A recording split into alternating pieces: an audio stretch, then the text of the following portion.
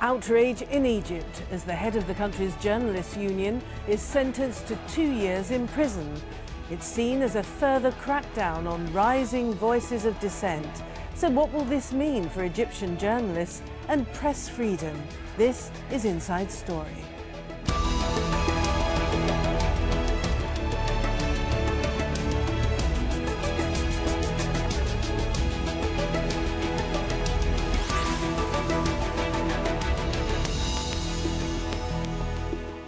Hello and welcome to the programme. I'm Martine Dennis.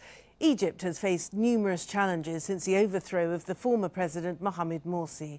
Many have criticised the government of Abdel Fattah al-Sisi for its continued crackdown on dissent and the media.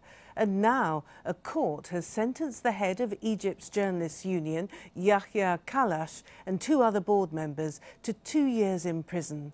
They were found guilty of harbouring what the government calls fugitives and of spreading false news. Now, critics of President Sisi have called that decision unconstitutional and lacking in transparency.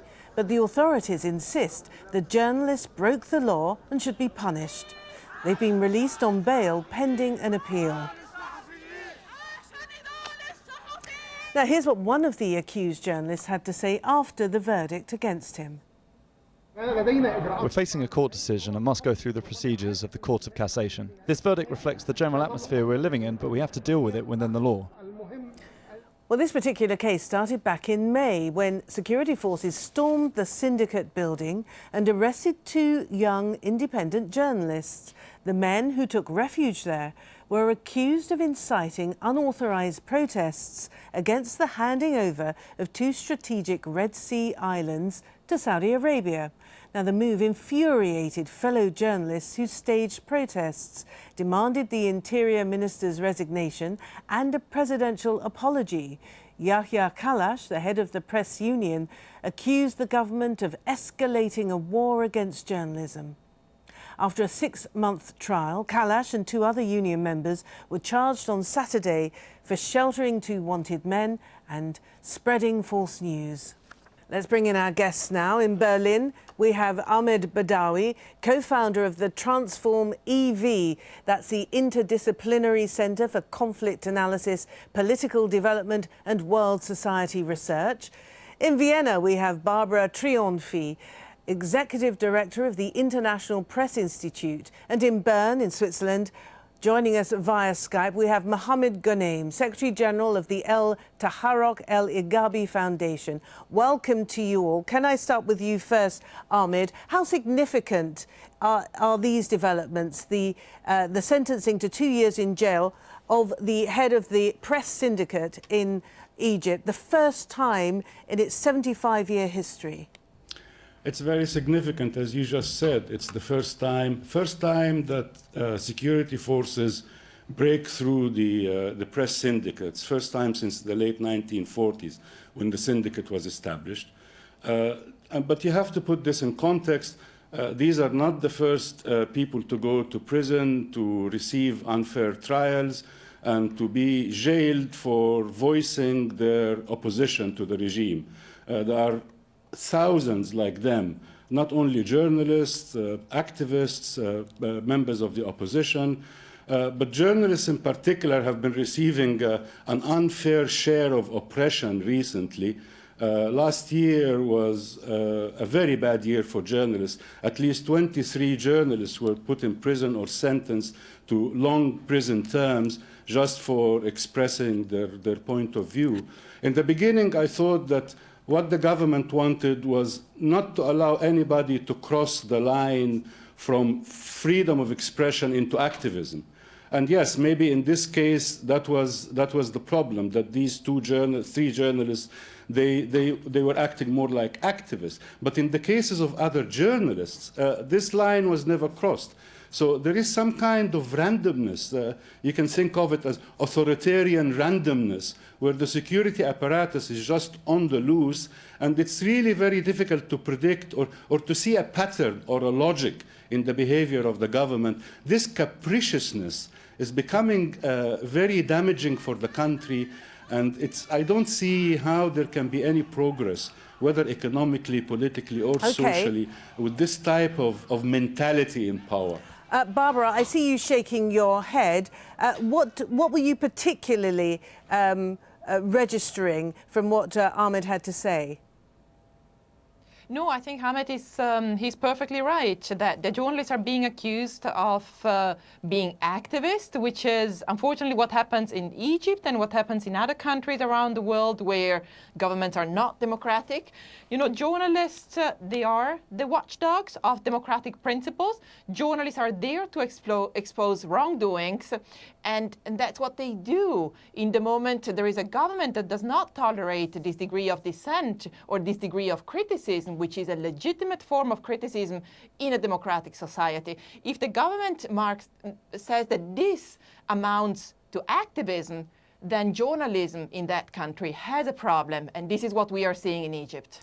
And coming to you now, Mohamed, in Bern, what's your take on the situation? What we're hearing is that there seems to be a blurring of the lines, certainly on the government's part, between journalism and activism. Well, actually, I have to say my two predecessors, what they said is perfectly right. I think the line is not only blurry between journalism and activism, but between regular freedoms and what we call political activism. I mean, there is a line also between journalism and, what we call citizen journalism. In a country where, in Egypt, where journalism has been state-sponsored for so many years, and I think we have the habit in Egypt of state journalism or state television, state media to be more of a propaganda machine than a way to spread the truth and to spread realities.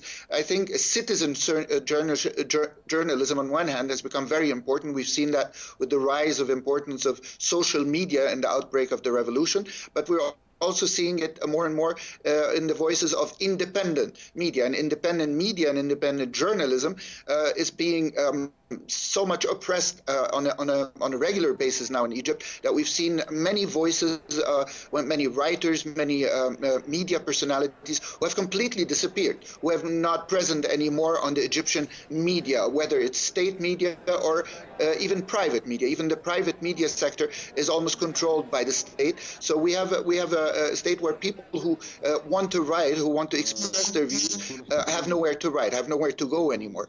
And again, we have channels, we have actual media networks, we have journalism, online journalism. I think paper journalism, the traditional journalism in Egypt is on the decline. I mean, most newspapers are now online, and the many sites that try to portray both sides of the story are being treated accordingly. That means with the oppressive measures, as we have seen in the case of the two journalists who actually went to the syndicate upon which the head of the union was accused of harboring them, Amr Badr and Mahmoud Saad. Those are two journalists who write their views or write their opinions on a platform, on a network, on a actual social media / online journal.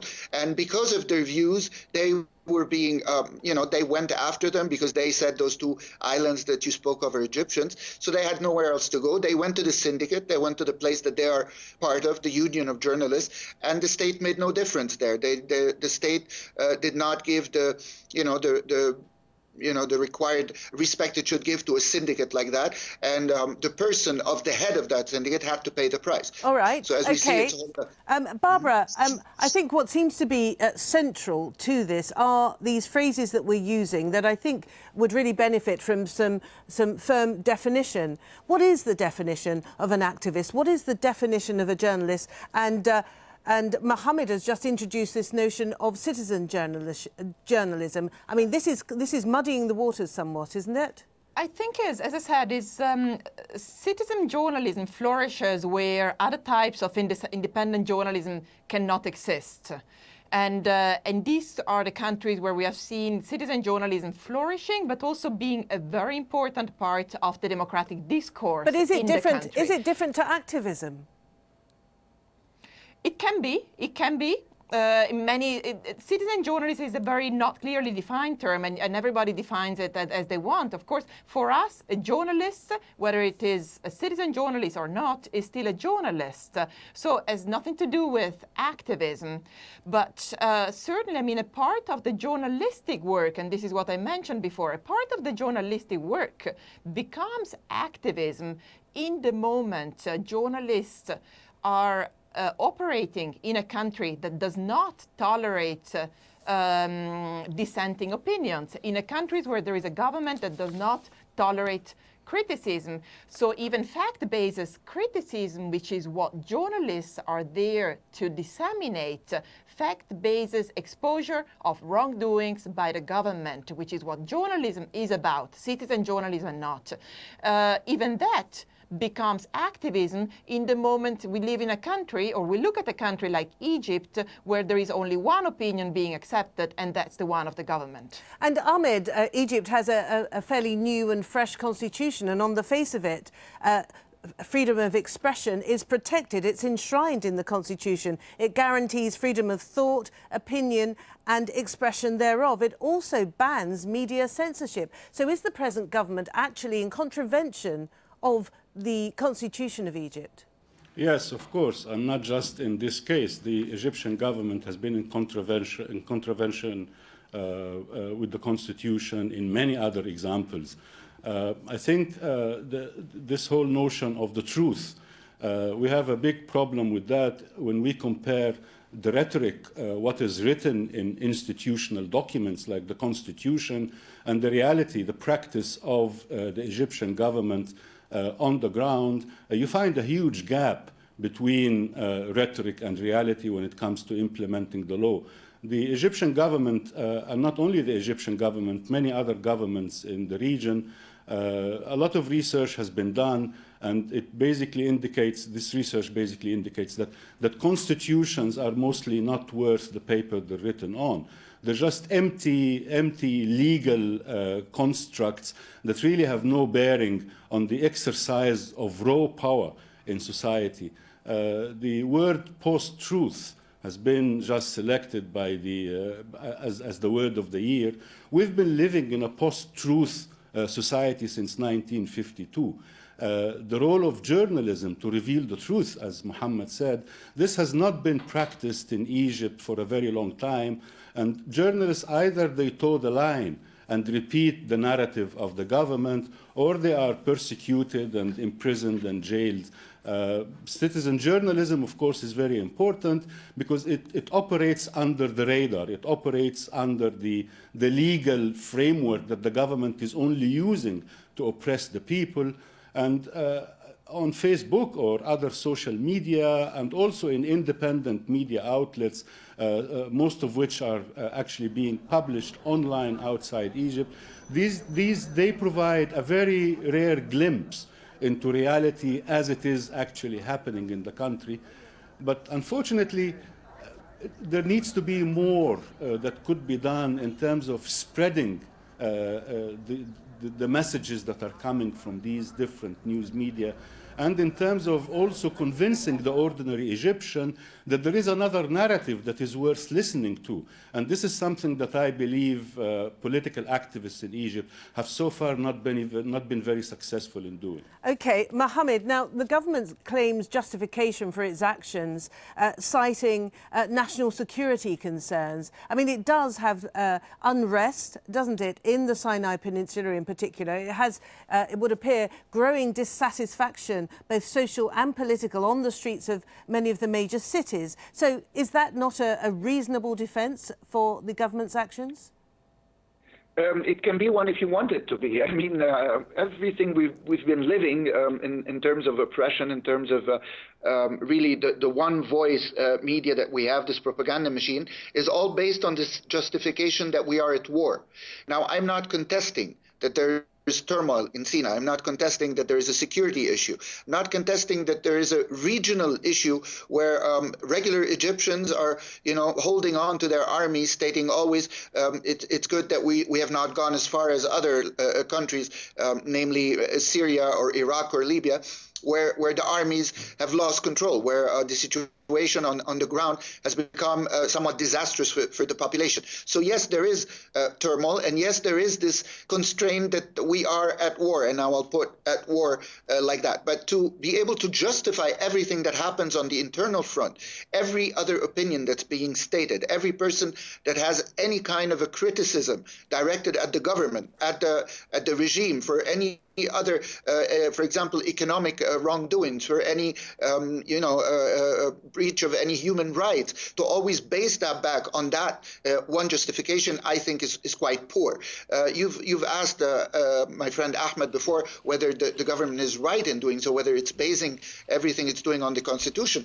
I think everything the government does or the regime does on a daily basis breaches this Constitution, which is actually about or supposed to protect. I think we have freedom of press that is very well written in our Constitution. We have freedom of publication. We have the freedom to form syndicates. We have the immunity of syndicates. I mean, when we come to the person of the head of the Union of Journalism, everything the government has done breaches all that, and just all of that on that little sentence in the end that says, in case of national security, in case of danger of endangering national security. And I believe this is a very elastic word that is abused, misused, and not used. And Barbara, all countries around the world, when there is an issue, a perceived issue, real or otherwise, of national security, civil liberties are reined in, if not suspended, aren't they? I mean, this happens all over the world.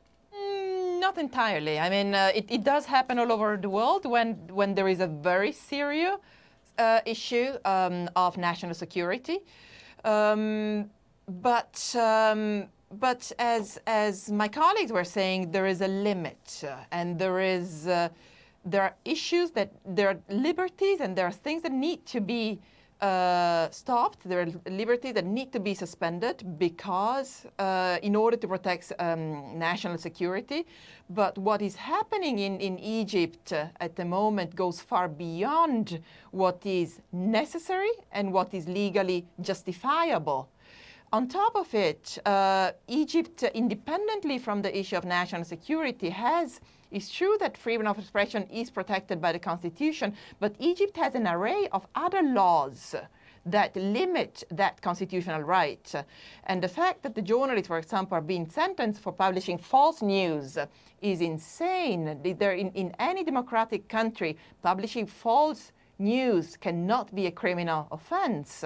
So what we're seeing in Egypt now is that the government is definitely abusing the term national security to clamp down on a dissent that has been growing against the government. All right, Ahmed, how does the current scenario, which, as we've heard, is a very tight space in which journalists are expected to operate, how does that compare with past regimes? I'm thinking of the very short rule of Mr. Morsi, and then the very long rule, of course, of Mubarak.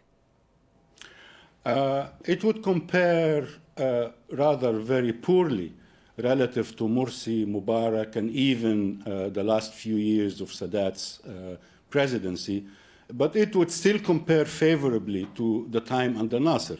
Don't forget, under Nasser, we only had one voice dominating the public sphere.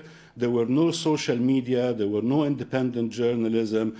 It was just this propaganda machine that was really monopolizing the space. At least right now, with the crackdown, with the oppression, with the constraints on liberties, we still have voices that are still managing to penetrate this propaganda machine and say things that we wouldn't have heard otherwise if it weren't for these voices. So in terms of historical comparisons, yes, the situation is very bad now, but at the same time, the technologies of resistance are much more advanced, and there is some space that we could still use that has not been totally penetrated by the government. And there are a lot of people who are using this space quite effectively, given the limited means that we have on the ground. So I think the crux of the matter is, and we've touched upon this already, You have a government that has no respect for rule of law, that would do anything to cover up for its failures in improving the livelihood of the people. And the way to do that for them, from their own outdated mental model, their own perspective, is just to use oppression and to coerce dissenting voices. This is really the crux of the matter. And in this government is really bad, because at least in the previous governments, they had something to show for. Maybe some economic growth under Mubarak, or the peace treaty with Israel, or the national pride that was given to Egyptians and by many people in the Arab world from Nasser. This government is so poor. It is only oppressing, it's coercing, and it has absolutely nothing to show for anything. They're not helping the people to lead a decent life.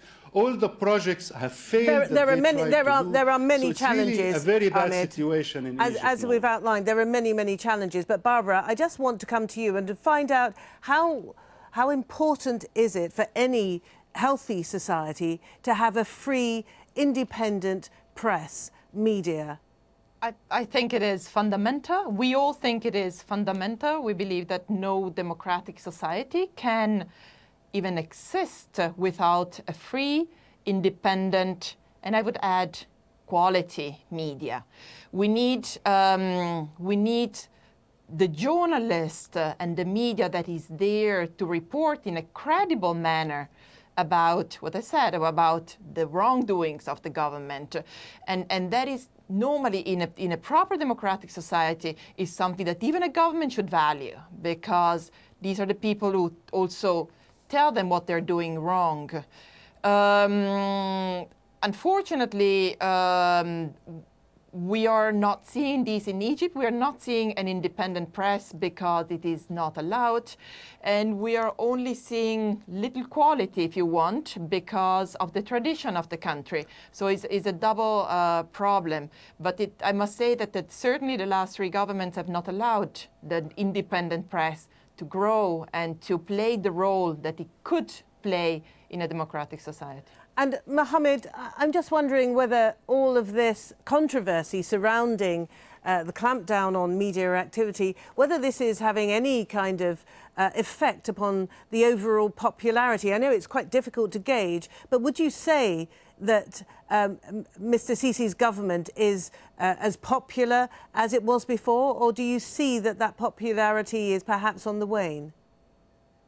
Well, let me clearly state what popularity. I mean, to be able to portray such a thing, you need a census. You would need to take polls, surveys, and that's literally impossible in Egypt. But what you can touch on, what you can really feel, is a big portion of let's call them Sisi supporters, people who were behind the president, who voted for the president, who were really outspoken in doing so 2 years ago, who are now speaking a completely different language, who are openly addressing. And here I will really point out to the economic situation. I think the economic situation in Egypt is probably the biggest determinant in how people value or view the regime, the president, the person, El Sisi, or the government around him. And I believe with what's happened to the monetary devaluation and what this has led to in terms of prices that are rocketing, in terms of really, I would say painful, disastrous situation for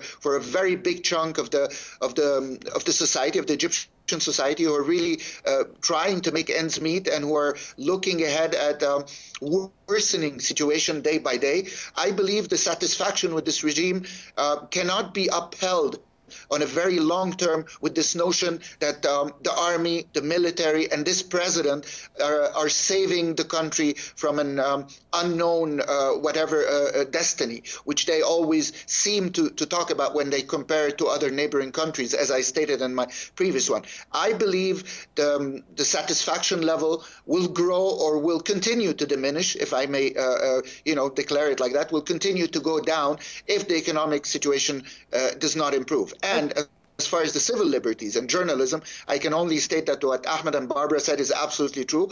I believe it's a big problem that this government has to believe that a voice that does not necessarily say everything yes and amen is a bad voice. I believe our society, our country... I'm afraid, Mohamed, I have to jump in there. We have run out of time, but Mohamed Ghoneim, Barbara Trionfi and Ahmed Badawi, thank you all.